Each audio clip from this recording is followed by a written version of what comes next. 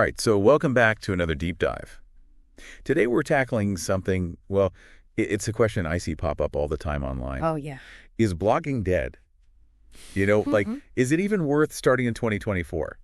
Someone submitted this YouTube video all about how to start a blog NOW, and I saw that one. yeah, some of the advice was a bit surprising, honestly. Well, that's what makes these deep dives fun, right? Like, we gotta see if this stuff holds up. Blogging declared dead, what is this, the fifth time this year? At least.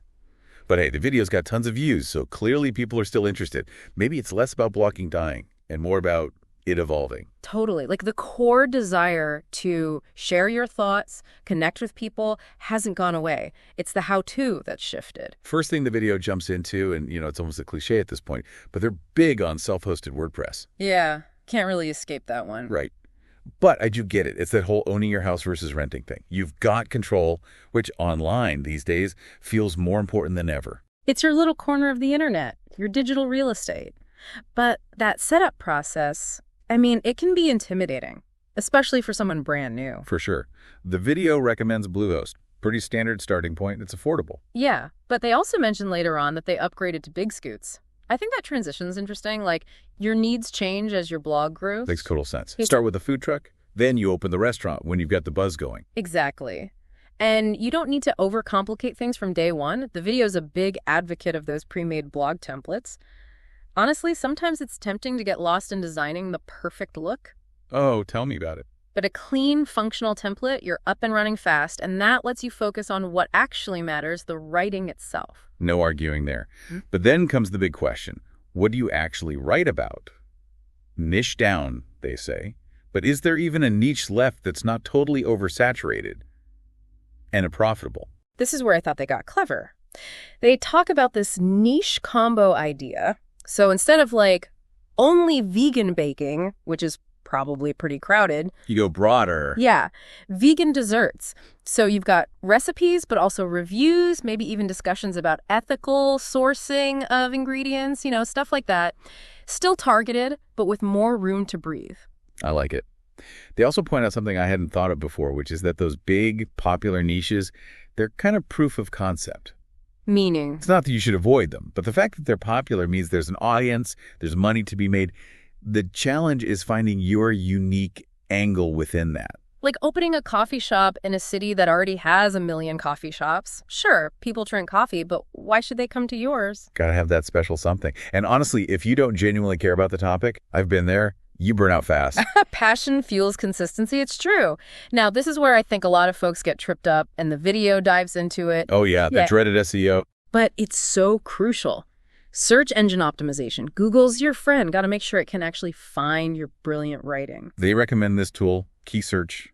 It's a bit pricey, not gonna lie. But then they give this free alternative, which blew my mind. Using Google's autocomplete. You literally just start typing, and Google tells you what people are searching for. It's like spying on your future audience. Exactly. Right. And they're big on long-tail keywords, which, just so everyone's on the same page, it's not just hiking boots. It's best hiking boots for rocky terrain, more specific. Way less competition for those, right? Often, yeah. It's how you carve out your space. So you've got the blog, you're figuring out what to write.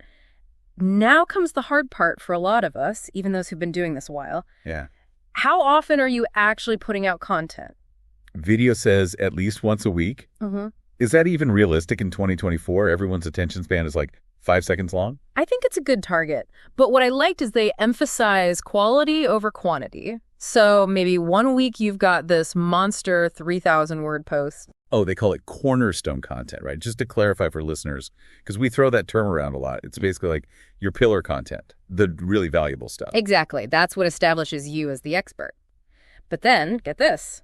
They say, create shorter pieces that support that cornerstone content. Oh, interesting. So if your big post is starting a vegetable garden, then you've got smaller posts on specific vegetables, maybe companion planting tips, pest control, all linking back to that main one. You're creating a web, basically, with the cornerstone at the center. Gives people more to explore, and Google loves it too. Shows you really know your stuff. Smart.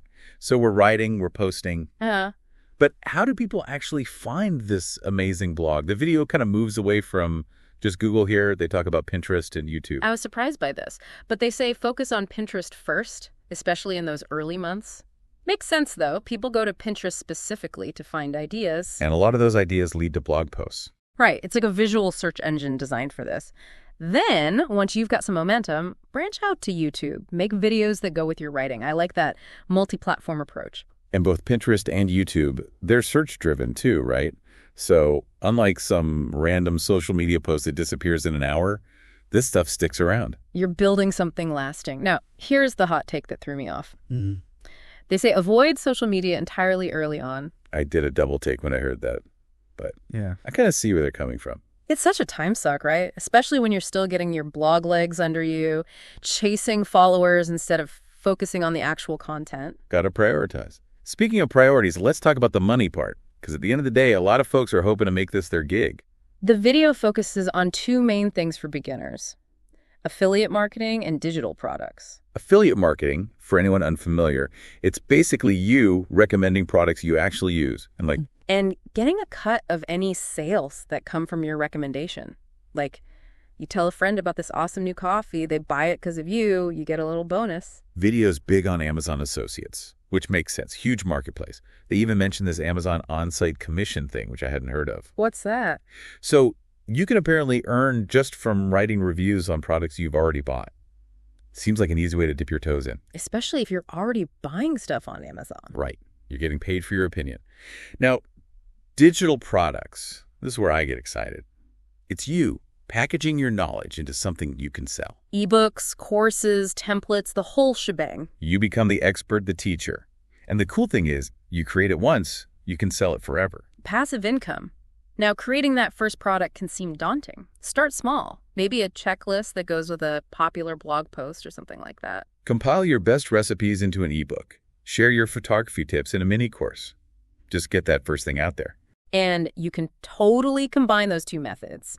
Say you're writing an ebook about home office organization. Include affiliate links to your favorite desk organizers. Bam, extra income stream. This is where things click, right? You're not just writing because you love it, though that's important, but you're building a business. It's a platform, an audience, and then you leverage that to offer valuable stuff. So much to unpack here. Setting up, writing, promoting, making money. Blogging in 2024, it's not just write and pray anymore. It's knowing your audience, giving them what they want, becoming that trusted source, and hopefully making a living along the way. But before we go full business mode, let's take a closer look at those monetization methods. Part 2, we're diving deep into affiliate marketing, digital products, all the strategies and tools to actually make this thing profitable. All right, so we're back, and I gotta say, I'm excited to dig into this monetization stuff. Like, this is where it gets real, right? We talked about building that solid foundation, the content, getting people to actually see it. But now, how do we turn that into, actual income? I remember when I first started blogging, making money from it seemed like this, mythical unicorn thing. Oh, yeah. But what this video is saying, and honestly, what I've learned over the years, it's not about getting rich quick. It's building something sustainable. It's about giving people real value, building that trust. 100%. And then you can offer products, services, things that genuinely fit with what your audience wants. It's not about just slapping ads all over your blog and calling it a day. That just screams scammy, doesn't it? Affiliate marketing, when it's done right, it should feel natural. Yeah, like a recommendation. Exactly. Like you're telling a friend, hey, I found this amazing new coffee. You have to try it. You're not being pushy. You genuinely love the product. And programs like Amazon Associates, you're tapping into this massive pool of stuff, millions of products. And it's easy to use, which is a bonus. Right. They even mentioned this thing, Amazon's on-site commission program. Have you heard of this? Not ringing a bell. So you can earn just from writing reviews of stuff you've already bought on Amazon. Seems like such a low-barrier way to get started. Oh, that's interesting, especially if you're already a frequent Amazon shopper anyway. You're turning those purchases into, potential income. All right, now let's flip to the other side of this. Digital products. This is where I personally get excited because it's you, me, you. Packaging your knowledge, your skills into something you can sell. It's entrepreneurial, it's creative. Right. The video mentions ebooks, courses, but it really is just scratching the surface. Templates, printables, workbooks, coaching. Sky's the limit. It's like you become the teacher, you're sharing your expertise, and the beauty of digital products, you make it once, you can sell it forever. That passive income dream, right? But creating that first product, it can feel daunting. Oh, for sure. Start small. A checklist that goes along with a popular blog post. Compile your best recipes into a little ebook. Whatever feels manageable, just get that ball rolling. Momentum is key. And remember, you can totally blend those two methods together. Say you're writing an ebook about healthy meal prepping, sprinkle in some affiliate links for your favorite kitchen gadgets, boom, extra income stream. People are getting value, you're getting a little kickback. Win-win. This is where it starts to come together, right? It's not just-y about loving to write, though that's still important. It's a strategy. It's a business, almost. You've got your platform, you're growing your audience, and then it's like, how do you serve them even better? But in a way that also, keeps the lights on. So much to consider. Affiliate stuff, digital products. But how do you know which is the right fit for you? Or do you do both? Honestly, it depends. Your niche, your audience, what your goals are. Some people are all in on affiliate marketing. Some build entire empires off their own products. Gotta experiment a little, right? See what sticks. Exactly. But don't just randomly throw stuff out there. Be intentional. Think, what does my audience actually need? And don't be afraid to ask them. Surveys, polls, just a little, hey, what would you guys find helpful in a blog post? The more you know your audience, the better you can serve them. It's building that relationship, almost like a little community. Okay, so we've got these methods, but the video talks about something I hadn't really thought of before. Mindset. Mindset. Interesting. How does your mindset play into making money blogging? Well, it's about believing in yourself, right? Your value. Yeah. A lot of bloggers, they struggle with imposter syndrome. Like, who am I to charge for this? Oh, big time.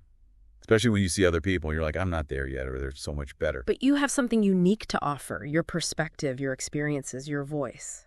And when you believe that, it comes through in your work. It's owning your expertise, knowing you're worth it. And remember, this whole monetization thing, it's a journey. It's not like you flip a switch and suddenly the cash is rolling in. It's a marathon, not a sprint.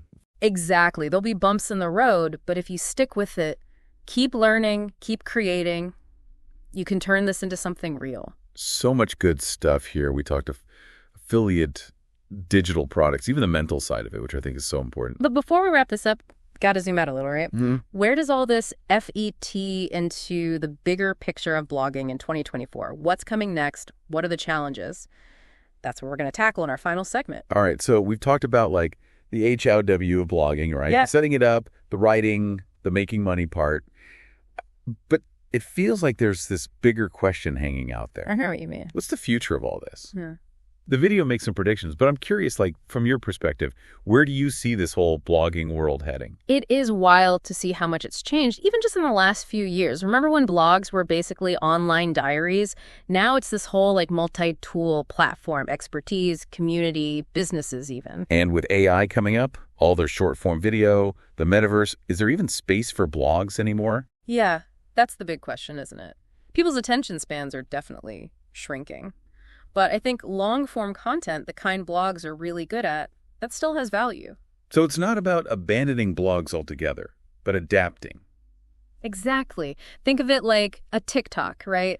Catches your eye, makes you interested in something, but when you really want to learn, you're going to go for that deep dive blog post or a long YouTube video. It's the difference between the headline and the actual article. Mm-hmm. Both have their purpose. Right. And that's where bloggers have this opportunity. It's figuring out how those formats work together. Maybe you make a reel that summarizes your blog post, then link to the full thing. So you're using these new platforms to drive traffic back to your blog. The blog's still home base. Makes sense, right? And blogging itself is changing too. We're seeing more interactive stuff, personalization, even AI tools to help with the writing. You got to stay on your toes, keep learning. Absolutely. And that's what keeps it fun. It's always changing, so there's always something new to try, new ways to connect with people. So as we wrap up this whole blogging deep dive, if you could give one piece of advice to someone just starting out or maybe feeling lost in all this, what would it be? Honestly, don't overthink it. Find something you actually care about, start writing, and be consistent. The rest, it'll come. It's simple advice, but so true. Action, learning, and honestly, don't forget to have FUN. Yeah, if you're not enjoying it, it's going to show, People can tell when you're phoning it in. All right, so that wraps up our deep dive into the world of blogging in 2024. Hopefully you've got some ideas brewing. Maybe you're inspired to start your own blog or give your old one a revamp. And remember, the most important ingredient in all this, it's you. Your voice, your passion, that's what makes it special. Couldn't have said it better myself. Until next time, happy blogging, everyone.